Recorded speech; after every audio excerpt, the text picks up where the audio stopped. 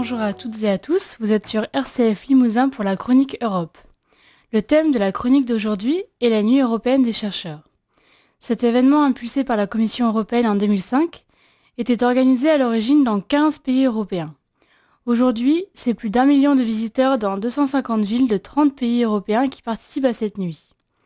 Cette 14e édition, placée sous la thématique des 1001 histoires, se déroulera demain, le vendredi 28 septembre de 14h à minuit.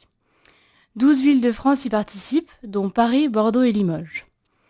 Afin de nous en dire davantage sur ce sujet, j'ai le plaisir d'accueillir Madame Geneviève Feuillade, chercheure au PRN, directrice du département Culture, Sciences et Société de la Fondation partenariale de l'Université de Limoges et en charge de l'organisation de cet événement à Limoges.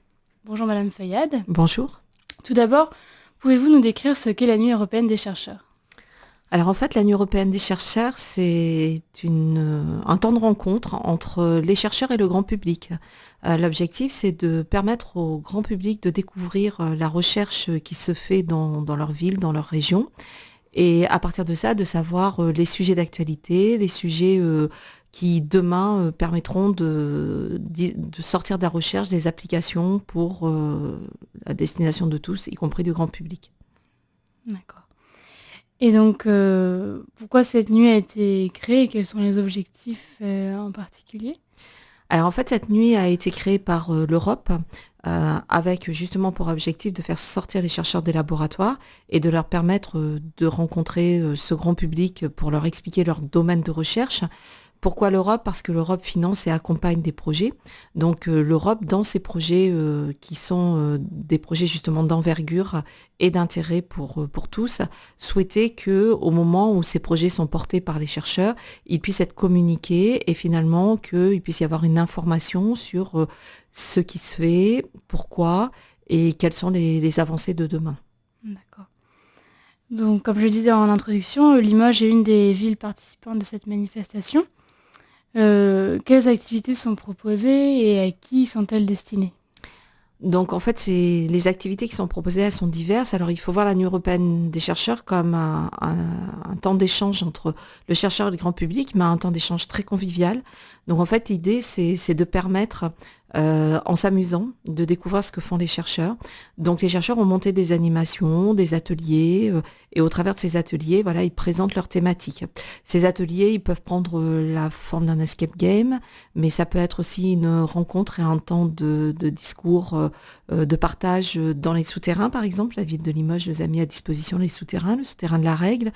Ça peut être aussi sous la forme de jeux. On a des chercheurs qui ont créé des jeux sur plateau, comme on va jouer aux échecs ou on va jouer donc sur un plateau en bois, sur un jeu inventé par les chercheurs. Ça peut être des temps d'échange aussi, par exemple, avec les collègues en économie sur la prise de décision.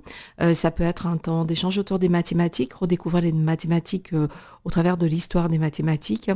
Et entre autres, on aura un atelier qui existait déjà l'an dernier, qui est reproduit cette année, sur mathématiques et porcelaine, où l'objectif, c'est de venir dessiner le carré magique sur une assiette en porcelaine. On a aussi un grand espace qui est l'espace de la buvette de l'Europe, où là, on va y retrouver la Maison de l'Europe, mais on va y retrouver aussi des dessinateurs, Placide, Bidu, on va retrouver Riverside, un groupe qui mettra en musique l'événement, Bob FM qui assure l'animation, Cortex Circus avec ses clowns, et sur cet espace-là, ce sera un temps de partage où autour d'un verre, les chercheurs pourront rencontrer le grand public pour leur présenter leurs recherches sur des animations un peu originales et des temps de discours voilà, où ils conteront leur histoire, puisque le thème de l'année, c'est 1001 histoires. D'accord. Et donc, quel public est invité tout au long de la journée ? Donc en fait, c'est ouvert à tous et c'est gratuit comme événement. L'objectif, c'est pas juste un lieu de rencontre entre chercheurs, c'est vraiment un lieu de rencontre pour que le grand public puisse venir passer un moment. À partir de 14h, on reçoit les lycéens. Donc on a des lycées limousin, d'Autry qui viennent avec des classes. Donc il y a des temps dédiés à l'échange entre les chercheurs et les lycéens, principalement dans l'après-midi entre 14h et 17h. Et puis ensuite, c'est vraiment ouvert à tous jusqu'à 23h. Donc venez nombreux, venez participer, vous amuser et en même temps découvrir la recherche. Je n'ai pas parlé du Scientibus qui sera aussi présent, qui nous accompagne sur cet événement. Donc en fait, il y aura tout un tas d'animations. Il y a aussi une animation autour du web mapping, du géocaching pour aller se balader dans Limoges et retrouver des monuments anciens, qui est portée par des historiens. Il y a une animation autour du son dans les laboratoires, essayer de retrouver dans quelle ambiance sonore, paysage sonore de laboratoire on se trouve. Voilà, il y a vraiment beaucoup de choses que les chercheurs ont eux-mêmes développées pour l'offrir au grand public. Et c'est vraiment ouvert à tout public. Donc on vous espère nombreux pour cet événement. Donc on voit que la communauté scientifique s'investit dans cet événement.